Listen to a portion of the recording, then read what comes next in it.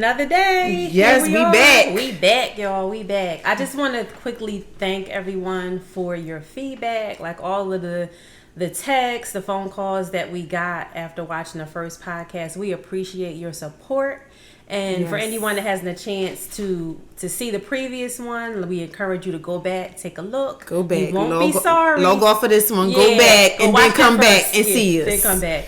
But just today has been a struggle, right? Yeah, it's been a struggle. Yo, I'm sitting on a heating pad right now. Like, my sister warned me. It's funny because you told me, you said, oh, well, wait until you get 25. Wait until you get 30. And then 36 hit. And I'm like, oh, this is what you're talking about. I can't eat what I want to eat no more. I can't have dairy no more, even though I'm struggling and I'm still being stubborn. I'm trying. Hurting yourself. Yeah. Now the heating pad is my best friend. She thought she was invincible, y'all. Now she's over 30s, 30 plus, and now she's seeing it just means I got to call on God a little bit more. Right. Like, Jesus. Call him. Listen. Yeah, but in that, your physical struggle and then just the adversity that we faced yet again today, which just lets us know we're on the right track. Yes. Because when adversity comes, without a shadow of a doubt that you are doing the right thing. Right, because I ain't never had to fight so hard in my life when I wanted to get up and go to the club and shake my behind and then go to church at 8 o'clock service in the morning. I wasn't getting no fight back, but now it's just like, oh, now you getting fight back? Yeah. Because you on the right track. Yeah. That's why. Because you are on the right track. And staying there. I know we talked about like a little bit of what we wanted to share and some of the things that we wanted to get out there. And one of the most important things for us is our circle of friends. Yes, y'all. And and with that, you have to watch your pour. Yes. You have to watch how you are pouring into others, and you also got to tap in with yourself and make sure. A lot of times we're doing all this pouring and we never doing a self check-in to be like, okay, how do I feel? And I'm not saying that it just having check and balances, and I'm not saying that sometimes it's not always 50-50. You might be pouring into somebody and you might not get that back at first. But if you pouring into somebody and they've been around 3 or 4 years and you're not getting that back, and every time you're with that person you feel completely depleted, at some point you got to do a self check-in, talk to God and be like, okay, well, what's going on? And that's one of the things that I've been learning, because I have a hard time with letting people go. With that, the whole watch your pour, it's funny, the whole topic of it was, my husband was going for his bartending license years ago, and I was helping him study, and they talked about how you have to watch your pour when you're bartending, because if you pour too much in the cup, if you pour too much alcohol in the cup, then it can become poisonous. And then if not only is it poisonous to the person that's consuming it, it's also poisonous because now you got the reputation of pouring too much in. You a heavy pour. They gonna either love you or hate you for that. They gonna love you. Until they got one foot on the floor and the room is spinning and it's like, listen. Right. But it's not only a detriment to, say, the person that's consuming it, the person that's serving it, but how does that affect that establishment and that business owner? Because if somebody is constantly over pouring, then that means that's taking coins out your pocket, right? And what business can sustain itself if somebody's like basically giving away all your goods? At some point you're gonna be bankrupt with nothing left to give, right? So I never even thought about that analogy, but that's a good one. That's a good one. And it's just like we just, I know for me personally, like longevity of friendships, the friendships that I've had for years, it was just assumed that they have to remain the same. And I didn't understand until going on a whole healing journey over the last few years that some friendships are just for seasons. And because of the fact that we're so accustomed to, okay, this has been my friend for way back when, so it's my friend forever. And knowing when to to let those things go if it comes to a point where it's toxic or it's hurting you or it's hurting them, or you just no longer serve each other. Like your seasons change, where you think about it when you were single and you have friends that you hang out with all the time, and then once you're married, the dynamic kind of changes. Yeah. So you have some friends that may not be able to make the cut at that point, and it's hard. It's a hard thing to do. It's a hard thing to do because you don't want to hurt anybody. Yeah. But is it hurting me? So am I going to sacrifice myself for the well-being of another person? Yeah. And I never did the self-check-in on how my relationships made me feel. We got I had a long laundry list of what I wanted in the person I was going to spend the rest of my life with, but I didn't have a list for my friends. And it's just like, okay, you hold one person accountable, but you're not holding the other person accountable. And I have a hard time with letting people go. Like once you hear I'm locking you up. You hear this is it. Tattoo you on me. We're done. This is it. You're not allowed to go nowhere. And I had to really start doing some self-searching and being like, okay, why am I this way? Where you can come in, I'll allow you in, but I'm not going to allow you to leave. Yeah. So what do you think that is? Like, what do you think? What do you think it is in you that makes it so hard to let go of people? Like a thought comes to my mind and my own personal feelings, but I want to see what your thoughts are. So like, how deep can we go? So how low can you go? I can't now. I'm sitting on this heating pad, sis. I can't do it. I used to. Oh, kid number 1, I could. Kid number 3 kicked my behind. But for me, if I'm being absolutely honest, I would say that my self-worth had to get better in order for me able to let those people go. I felt as though and I still feel like that some days, because it's hard for anybody to find quality people that you connect with, and already having those childhood issues of not making friends. It's just like, okay, I got one, I want to save this one, and I overlooked. And it doesn't necessarily mean that somebody's a bad person. They can be absolutely amazing, and the time could be off. Yeah, wrong season. Yeah, I have had some friends that I've had when I was 4 years old, and then things shift, and it's a 10-year gap, and then we come back, and it's just like, now we fit because we're in our season. Yeah, that's good. But without being able to realize that I had to work on my self-worth of, it doesn't make me any less of a person if I lose a friend. Right.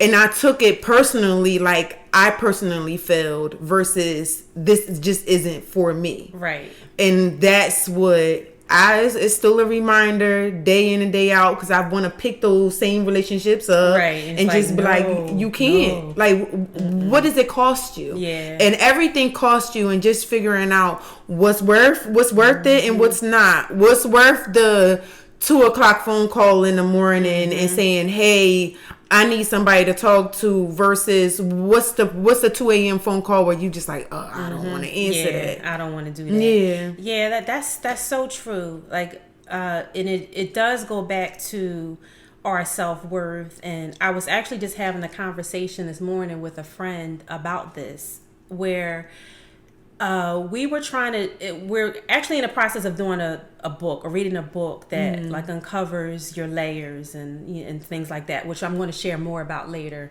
after we're done. But we were identifying our issues, and one of them for me was just that needing to belong, that feeling of needing to belong. And realizing that I have overcompensated in a lot of friendships because of that need to belong and that fear of abandonment. So it's like, okay, well, I can't let this person go because I need them. I need them. Like, I don't want to be alone in a sense in a friendship, but not realizing how detrimental that friendship may be to you, and also not realizing that by holding on to it, I'm missing out on what God wants to bring in, the people that are really assigned to me, because I'm holding on to something that no longer serves me and no longer works for me. So that was hard. Like, that was hard for me to realize, because like, you tell yourself, oh, I'm good, I'm healed from these things, but until it come back up and test you, and then you be like, oh, that's what I told her this morning. I'm like, oh, child, I'm like, I got some work to do. I thought I was good, but I really wasn't. So it's now coming to a point where, and I told her, and I was in prayer yesterday, and I told God, I don't want any connection that's not a God connection going forward. You know how people say no new friends? Yeah. You know, like, the only new connections or new friends that I want is a God connection. Anything that's not a God connection, to the sense that it's going to serve me, or somebody that's going to pour into me as I pour back into them, or it serves his kingdom, which is more of an assignment than a friendship. I don't want it. I'm good. And I never learned the differences between, how they call them, like, associates and friends. It was just like, you're all or nothing. Yeah, I am. And I'm still, I don't know if that's something, because I give my all, I expect somebody's all back. So it's just like, I feel like I'm shorting you if you're in my life and I half-ass it. Yeah. So it's just like, I'm not, like, I don't know how to halfway love somebody. I don't know how to. So it's just like, to some people that are in my life, it might be like, this is a lot. And I've been called a lot, a whole lot, because it's like, okay, well, I guess the one thing I've heard was it can come off disingenuine. Like, with me, and, you know, if I'm really happy, I'm really happy. Yeah, like, I'm over the, like, I'm overly happy. But it's the same spectrum. If I'm really mad, I'm really mad. Watch out. I'm really mad. It's a phone call. Come get me. It's no, I don't have that middle ground, like how they be like 0 to 100. I'm either on one side or the other, and just having that balance of being in the middle and being okay and learning how to do that. But yeah, I think that's the one thing, like, I kept hearing was my happiness came across fake. That's fake. Yeah. Okay. And this is like, this is who I am. Yeah, this is what you get. I'm glad you finally got to the point where it's, you know, I am who I am, and not trying to shrink down to fit into someone else's opinion of who you are. Because this is genuinely who you are. And honestly, y'all, if she wasn't my sister, I wouldn't believe it either. But like, she is. She's just genuinely, and it's not a lie. It's who God created you to be. But she is genuinely this happy, bubbly, like, person. And she's like that all the time, unless it's a situation where she's unhappy, and then, like she mentioned, you get that opposite end of the spectrum. Or it's morning before coffee, because I ain't like that in the morning. That's true. And so is your daughter. Oh yeah, she can't have coffee yet. But she's the same. But it's getting to a point of knowing and accepting exactly who you are, and you are that same person all the time. No matter what people think, no matter what they say or their opinions of you, this is who you are. So to God be the glory for getting to that point of acceptance of who you are and letting your light shine in every situation, because God's already told us that he wants to use it all, right? Yeah. The good, bad, and the ugly. The cringe. Like, all right, you sure? You sure you would do that? You want me to say what? But he wants to use it all. So I'm glad that not only you, me too, that we're getting to a place of knowing when to say when, you know, which is really a hard place to be. And we had a discussion last night of, just like you were saying some things to me, just like really positive affirmations for who I am and what I've been to you in your life. And I was having a hard time receiving it. I was really having a hard time receiving it. And I couldn't really process that until we were done talking. And it's just like, why am I having a hard time receiving this? And I was telling you about, you know, like having friends all along, and then having this new circle of friends that I have within just the last few years, and how, we didn't talk about this last night, but it was my 50th birthday. We had like a pre-celebration prior, and then my husband took me away for the weekend. Well, they made the decision to take a flight, spend money for a hotel. Y'all, was I pregnant or just had my baby? I was pregnant. I was trying my damnedest. I'm like, y'all gonna have a party here without me? You couldn't get there, but take a flight, spend money on a hotel to be in the city that I was in for my birthday. I've never had anything like that before, and to the point where, again, I didn't know how to accept it. So when they got there and they're recording and I start running away, like I don't even know how to process this, because I have a trouble with being on the receiving end, because I felt like I was always pouring, over pouring, and not having that, just somebody, you did that for me, you know. But ultimately, that's what God wants for us, right? Like He wants those type of connections where like somebody is pouring into you, building you up, filling those missing pieces in you as you do the same for them. So I am definitely a work in progress in that area, in learning how to receive. It's hard.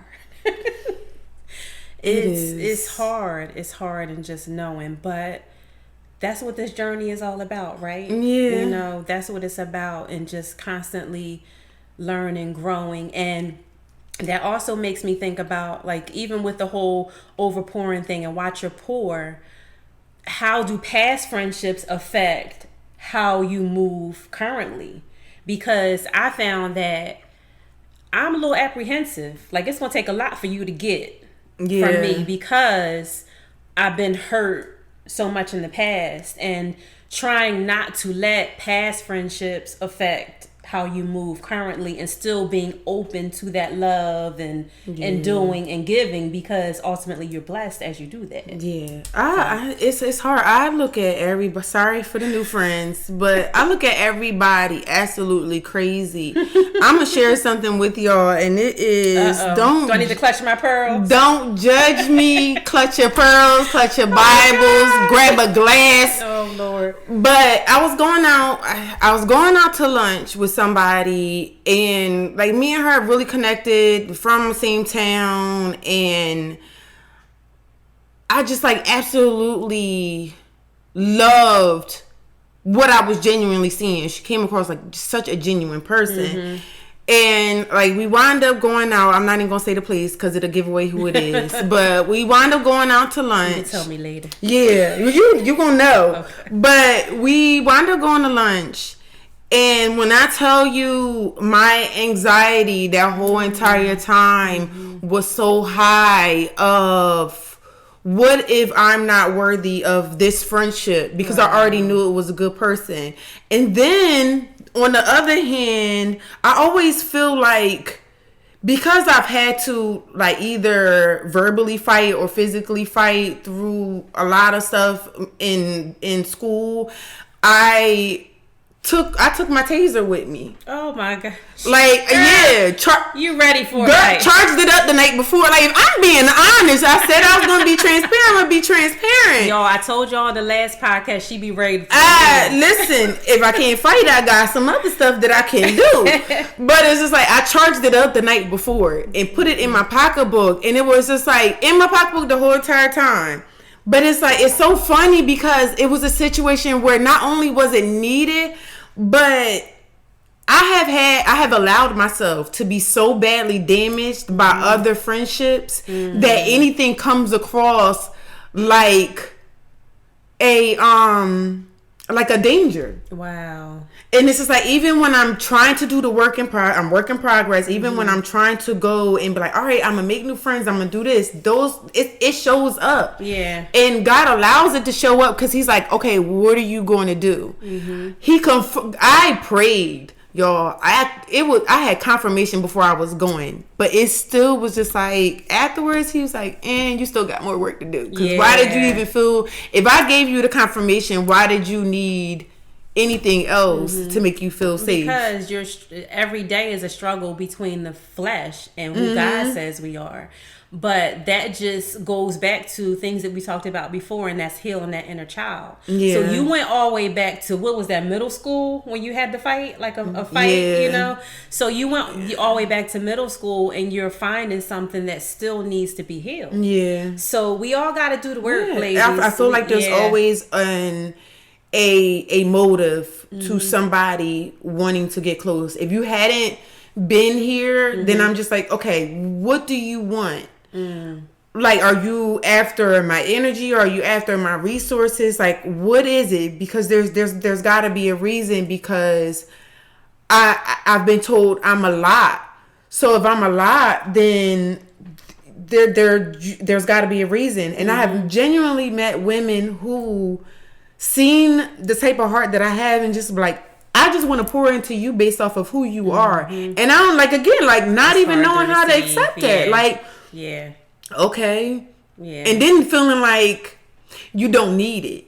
Yeah, that's a good one. Then feeling like you don't need it. Because it's just like, I'm good. I don't need you to pour into me. I don't need it. Like, I got my post-it notes on the mirror. I have positive affirmation. My daggone self. I don't need it. Yeah. And then it's just like, but then when it comes and you realize the shift in how you walk. Somebody coming up to you and be like, ooh, your skin is glowing today. Or I like how that you cut your hair. Like, look at you. You finally let go of that piece. Yeah. And then be like, not realizing. You see what it does to you internally and be like, oh my God, I did need that. Yeah. Yeah, that's so true, and that's so good, because that's something I struggle with too. Because first, we have trust issues, and I'm not just gonna open up to anybody. Like, I need to be sure or feel safe with you, and just that thing of not thinking we got it all together, because we know we don't have it all together, but thinking we can manage it on our own. Like, all I need is God, my prayer, and my post-it notes. Yeah. And I'm gonna be good. And be like, we'll be daggone if we let somebody else know that we don't have it together. Because that's where it comes in. It's just like, okay, that sense of perfection. But in that perfection, you've really did a disservice on how God really created you, because he's like, I created you with all the mess, and then you want to just act like the mess ain't there. And that's good. That is so good. That's a whole nother discussion that we need to table for another day. So we definitely will pick that up. I think we gave y'all too much, y'all. We gave y'all too much. We wasn't supposed to give y'all that. No, we hot, right? What's it called? What's the acronym? Hot, open, and transparent. Shout out to Transformation. Yes, Transformation. Yeah. But it's knowing when God is bringing those people into your lives that are those connections. And like, just recently, I can say that there were 2 connections where it's from the beginning, I knew,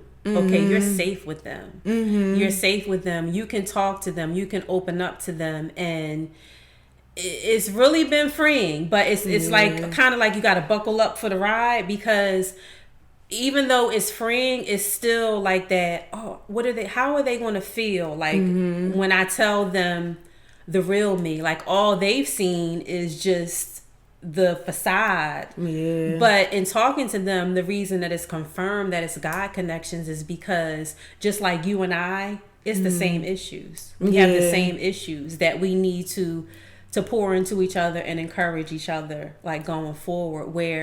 Whereas in the past, like, going way back when, it's like those friendships couldn't serve me that way. And when I got to the point of going into this whole healing journey, it was like I kind of had to isolate myself and separate myself, which was a lonely time. But I just needed God to do the work in me. And then it's like, okay, the prayer was prayed. God, whoever does not serve the future of where you're taking me and my purpose, I'm asking you to remove them. I don't care if it's husband, mother, father, sister, brother. Do what you need to do. Hard prayer to say when you mean it. But just seeing the people that, okay, didn't make it, or I knew I had to cut them off, and then seeing the people, and there's some friends that I've had for years that, okay, they stood the test, and they understand my journey and where I'm at, and they embrace it and they respect it. Like, those are the connections that are meant to stay. I remember I was watching another podcast, and this woman Megan said, whatever, y'all.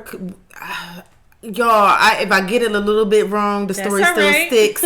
But she was talking about whatever you gain outside of the will of God, you have to stay outside of the will of God in order to keep it. We don't want to do that. Yeah, and it was just like, like speaking of friends, like, okay, if I want to keep this friend, then I have to stay outside of the will of God in order to make this work. Same thing with relationships, and that's why they talk about. It's funny because Mom drilled into me, if she ain't do nothing else, how can two walk together except they agree, and you cannot be unequally yoked? If she didn't, every time I had a friend that she didn't like, right off the bat, even in friendship, every single time she, I don't like that. That's not your friend. Like, dude, she said hi, and like, how do you know? Yeah. But most of the time she was right, right? Yeah, she was right, and I hated it, and it got on my nerves. But it's funny now, as an adult, I bring people to my mama. Like, okay, what do you think? Because I'm not about to move forward because she sees it. Yeah. But it's funny because, yes, that goes, a lot of times people say that as far as the mate and the person romantic you choose. Yes, but it goes for friendships. That's so true. If I'm a homebody and you like to party and you want to stay out till 2:00 in the morning, what do we have in common? Yeah. How are we going to sustain? Like, even having, like, my friendships drastically changed when I had kids. Oh yeah, I'm sure. One kid is just like, all right, I can still rock and roll. Remember, we was going out to eat. I'm like, all right, let's go grab the baby carrier. We out. Ready. But like, grabbing 3 kids is a little bit difficult. And even when I can go out, I'm tired. And then I have to prioritize, like, okay, is this worth the amount of sleep that I'm going to lose? Or is this worth me taking time away from my kids in order to have this? That automatically right there limited a lot of stuff that I did, because it's not worth it over my kids. It's going to completely deplete me, and then I can't pour into my kids. So now it's just like, it does both of us a disservice. I'm out. Like, that's it. I'm not going. Thank God for my kids, because because they slowed you down, right? They slowed you down. You needed that. God knows what we need at all times. I was fussing. That first, I'm like, I'm pregnant. Like, Lord, married, pregnant, was like, but feeling like you're not ready. Yeah, and I don't think you were ever ready. No. I wasn't ready with my third one. I wasn't ready, but no, you're not. They still here. I kept them alive. They are a blessing from above. Love them deeply, dearly. Yes. So for you all, evaluate your circle. Watch your pour, like, for sure. Definitely watch your pour. And who you're pouring into, who's pouring into you, and what that balance looks like. Like, if you have that balance there, ask God, pray the hard prayer, ask God to intervene on your behalf, and that anybody that doesn't serve where you're going, that they'll be removed. And that's hard. You know, it's hard to do in friendship. It's hard. And then you might have some times where you try to take it back, because it's just like, you see certain stuff, and it's just like, well, wait a minute, I ain't mean that person. I ain't mean, like, you can't, like, what? And he's like, okay, well, you said, so now I'm doing the work because this is what you asked for. It's painful. And there were some times, honestly, during that period of isolation and, like, the transition and, you know, friendships and just a whole bunch of stuff in my life, that it was very painful, because it's like you're suffering a death, because, you know, these people have been a part of you. Like, they're in your heart, like, they hold your heart, and it's like suffering a death. That's the best way I can explain it for somebody that you love. It definitely is like a whole mourning process, and like, you gotta go through, like, the grieving process of, all right, and then wanting it back. And it's hard, because it's like, it would be better if they really wasn't here and it was with Jesus, but they still here. Crazy, I gotta go on their social medias. I gotta see them pop up. I got birthdays notes still coming up. Oh, it's their birthday. Oh, you know what? You just got a promotion. Congratulations. And I'm good with letting people go if you do something to me. But just because. Right. But, like, okay, just because, like, oh, they're an amazing person. They have amazing qualities. but they not for you. They're not your friend. Yeah, it might be something that you don't see. Yeah. You know, and like I remember a situation that I had, and although it was definitely warranted, where it was a friendship that I had and I let go and I was trying to pick it back up, and you did everything but curse me. Like I cursed when I got off the phone. I want to go curse her out. But I was like, when she got off the phone, I was like, did you see this? Like, get her. You don't know how many times I've had conversations. I'm like, get her, please, get her. Girl, yeah, but like, God work quick when it come to them prayers with my sister, because it's like she'll come back half an hour later. Did you know just what happened? Like, yeah, thank you, Lord. Yeah, but it's because of your heart, those heartstrings, like things pulling on your heartstrings, and that trick of the enemy. And they know it, and that's the thing that be pissing me off with you, because it's just like people know your heart, so they know, but like, I just need, you need to go talk to Jesus and get away from my sister, she because crazy, I'm not, no, she cannot come back. Oh, God. She cannot. Do you want me to call her and tell her that she can't come back? And I'm like, no, it's okay. I can find anybody. I got it. But like, I'll find that number real quick. Hello. Yeah. Yes, this is April's sister. I need to talk to you for a minute. Like, no, you cannot. Yeah. And then once they get, that's my thing. Once they get healed, once they get what they got from you, then they disappear until the next time that they need you. They put you in their back pocket until they need you, and then they peel back up. They never do a check-in with you and be like, hey, do you need anything? So true. And that's what's just like, oh, hell no. Like, I'm gonna cuss. Like, I'm not doing it. That's so true, though. Yeah, like, no, you cannot just put my sister in your back pocket and just pull her out when you need her. And then I'm watching you go through stuff, and I'm like, well, where is so-and-so? Because you just poured into her, so she got something to pour back into you. And she ain't there. Yeah. I would say that all the time when I would talk to you about situations. Like, can you just call me and ask me how I'm doing today? Yeah. Like, without like always being a need, or, you know, like you pulling, you taking, and then I'm just depleted. I got nothing else to give. Yeah. And just in a lull. So, yeah. So we're going to keep working on that. Like, I think we have done an amazing job so far in just evaluating those circles, like doing self-checks, like you said, to say, okay, how is this relationship serving me? Do I move forward with this? Is it something that, you know, needs to just go by the wayside? Or for me, I can actually put people somewhere in the middle, which that doesn't work for you, where, okay, this friendship is not as deep as I thought it was, but I can be cordial and so forth in like group settings, but it's not, I know, it don't work for you, but it's okay. My face won't allow me to, like, you know, like my face, like, no. Yeah, it don't. Because that's just who you are, and that's who God made you to be, and guess what? That's okay. Yeah. That's okay. So we are going to wrap up, but because this one's probably longer than the last one. No, but we're still within our designated time. But just for you all, again, just to reiterate, do a self-check. Yes. Check your pour. Yes. See who's pouring into you, what you're pouring into them, what's missing, what's needed, and make some moves if you need to, right? Yes. Get it moving. So until next week, have a good rest of your evening, and we will see you soon. See y'all.